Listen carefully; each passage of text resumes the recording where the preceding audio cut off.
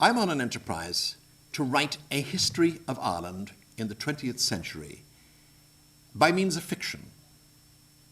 Because you can interrogate things in fiction that you can't do in fact, besides which there are many, many fine Irish historians. On the journalistic side, there's Tim Pat Coogan, author of the definitive book on the IRA. On the academic side, there's Roy Foster's wonderful book, Modern Ireland, which, to my mind, will not and cannot be surpassed, certainly in my lifetime. There are the Leland Lyons books, there's John Beckett's book, The Making of Modern Ireland. These are formal, strong, powerful, and utterly authentic histories. I'm as interested in the mood of the country as I am in what happened, because history is in the heart as well as in the head. So I decided that if I could look at it through character and character's action and the various things that happened, it might give me something, some knowledge about my country that I didn't otherwise get from the histories.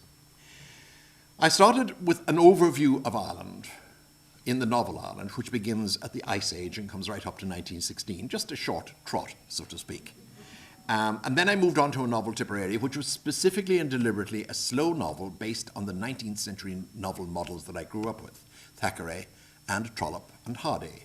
But it takes the land war of 1860 right up to 1922, and 1921 is actually the closing date, so to speak. This novel, Shannon, begins in 1922 in the Irish Civil War. And because I always write an author's note in every book I do, the author's note is for me a little valediction. It's a little farewell. I've written this book. I've done my 50% of the job. The rest now is yours. You're the reader. You do the other 50%. And I hope I've done enough to engage your 50%. So I always write an author's note, and then I feel that I've at least wrapped the thing in a half-decent ribbon and sent it off to you. Here's the author's note for Shannon. Much of our power comes from our past. We've always drawn upon the ancient world for knowledge, for enlightenment, even for example. Our philosophies, our political structures, our dramatic expressions have long been guided by the systems of old civilizations. More narrowly, we also draw upon our own particular ancestries. Why the tradition of family portraits? How often do we tease apart the branches of the family tree and grow more fascinated?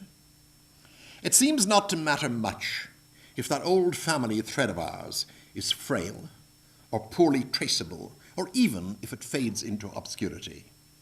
We need the spirit of our past more than we need the facts.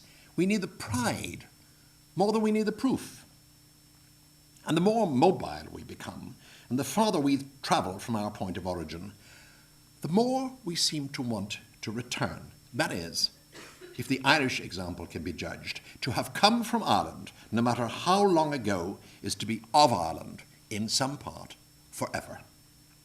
Internationally, genealogical research has been one of the world's growing pastimes. Within our origins, we search for our anchors, our steadiness, and everyone's journey to the past is different. It might be found in a legend, or in the lore of an ancestor's courage, or an inherited flair. Or it might be found simply by standing on the earth once owned by the namesake tribe, touching the stone they carved, finding their spoor. In all cases, we are drawn to the places whence they came, because to grasp who they were may guide what we might become.